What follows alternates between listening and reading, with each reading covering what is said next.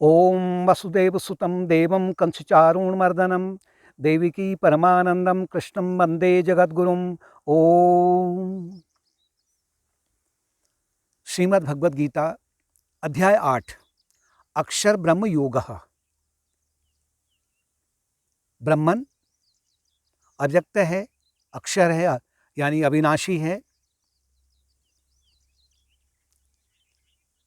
उसी क्रम में भगवान कृष्ण कह रहे हैं अर्जुन को कि संपूर्ण ब्रह्मांड ईश्वरमयी है, ईश्वरमयी ही है, उसका व्यक्त रूप है, विराट रूप है। और साधक को अभ्यास योग युक्तेनो नान्यगामिना कि निरंतर अभ्यास और योग, योग का तात्पर्य है ध्यान और भक्ति का समावेश, और कर्म योग को उसमें मिला कर करके इससे युक्त होकर के, युक्त का तात्पर्य है कि फिर उसका जो मन है वो निरंतर ईश्वर के साथ में जुड़ा रहता है, नान्यगामिना, और कहीं और जगह उसका मन नहीं जाना चाहिए। अब स्वाभाविक है, अगर हम 5 इंद्रियों के जगत में रहते हैं तो मन भी जाएगा, इंद्रियां भी जाएंगी। लेकिन जैसे भगवान ने कहा कि मैं ही अविद्या माया से युक्त होकर करके विभिन्न प्रकार के जीवों का अभिनय करता हूं, तो सभी जीव ईश्वर के अंश हैं। ईश्वर अंश जीव अविनाशी चेतन अमल सहज सुख राशि, रामायण में भी भगवान कृष्ण कह रहे हैं, भगवान राम कह रहे हैं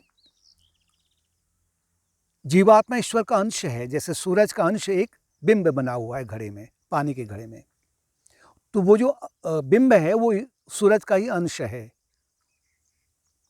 ऐसे ही प्रत्येक प्राणी ईश्वर का अंश है, चेतन, उसमें चैतन्यता है। बिना चैतन्य के वो कोई भी कार्य को संपन्न नहीं कर सकता है।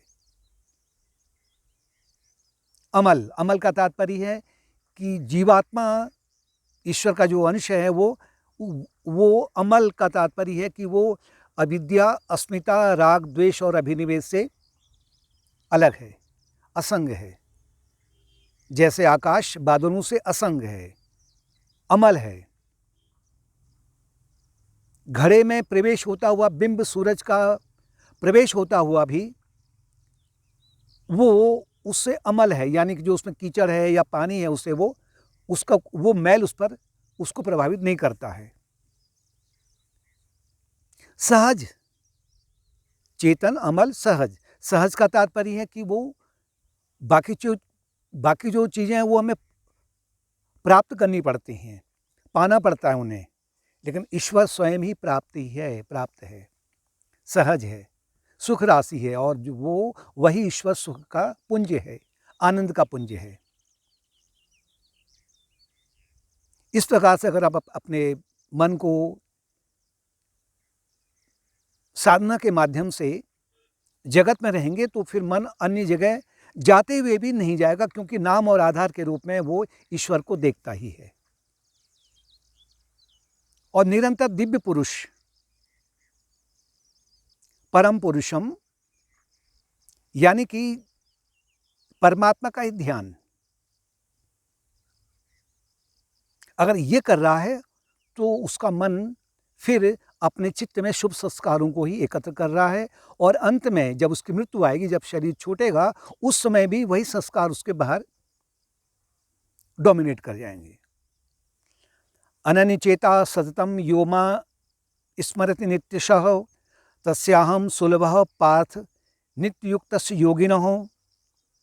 हे पार्थ, हे अर्जुन, जो मेरा नित्य स्मरण करता है, नित्य स्मरण कर रहा है, और अनन्य भक्ति से, अनन्य चेता और अनन्य भक्ति से अपने मन को मुझ पर लगाए रखता है,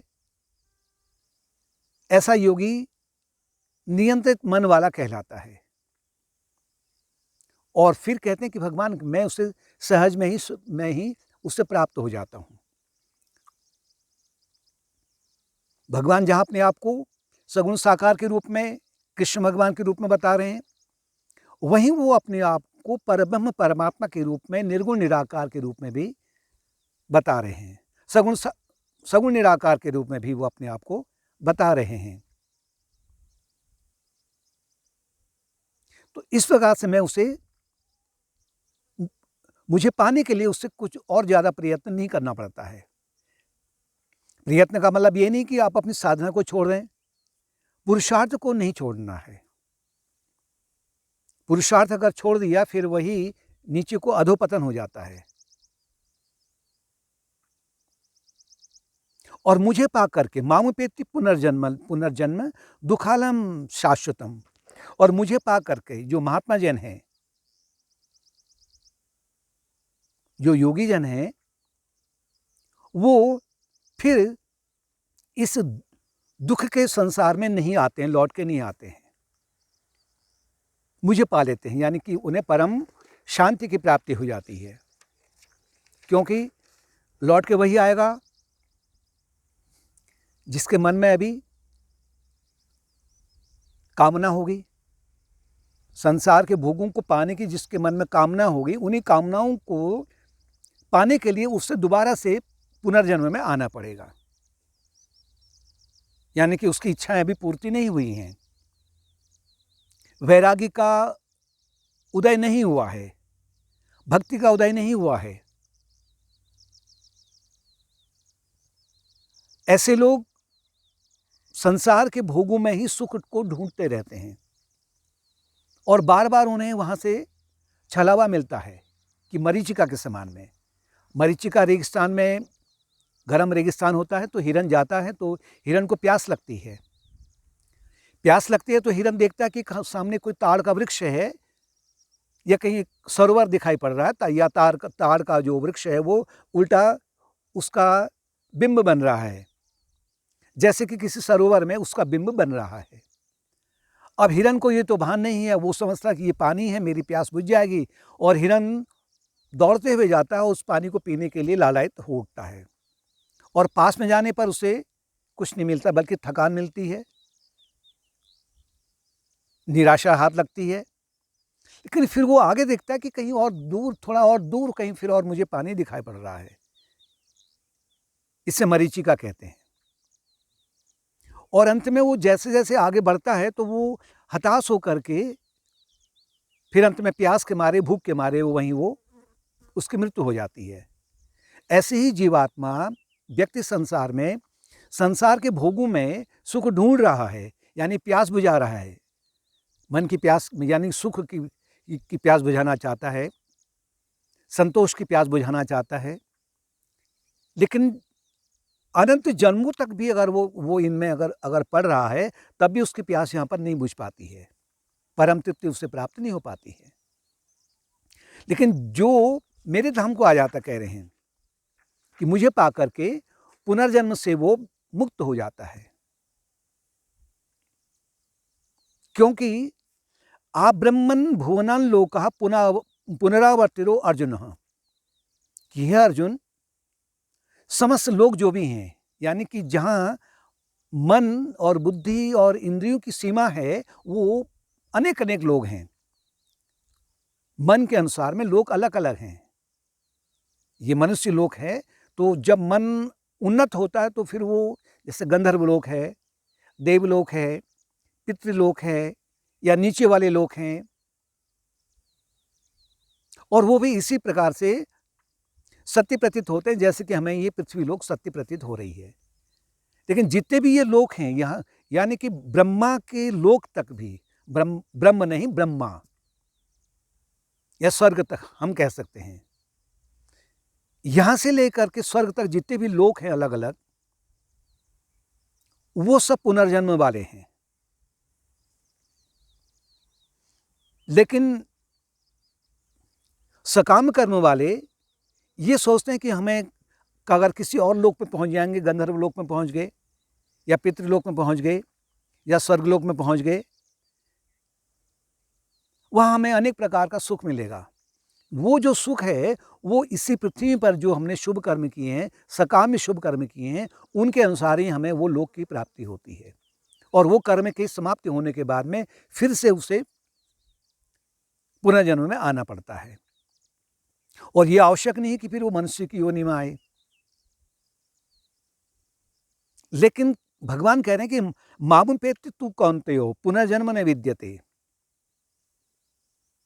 कि मुझे पाने के बाद में, यानी कि निष्काम कर्म योग से जब वो मुझे पाने की चेष्टा करता है, तो फिर अंत में जब उसके चित्त की सब जितने भी संस्कार हैं वो जब भस्म हो जाते हैं ज्ञान की अग्नि से, तो फिर उसका पुनर्जन्म नहीं होता है।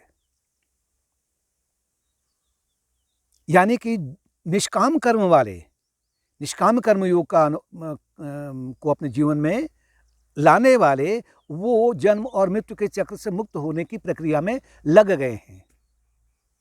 उन्हें होगा ही, उन्हें मोक्ष की प्राप्ति होनी ही होनी है। लेकिन जो सकाम कर्म वाले हैं वो निरंतर अनेक लोकों में भटकते रहते हैं और फिर वो दोबारा से अनेक प्रकार की योनियों में आते रहते हैं। इसलिए हे अर्जुन,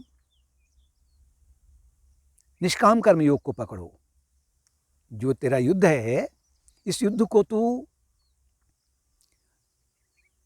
बिना किसी आशा के, यानी कि मुझे ये प्राप्त होगा, ये आशा से तू छोड़ कर के तू केवल युद्ध कर।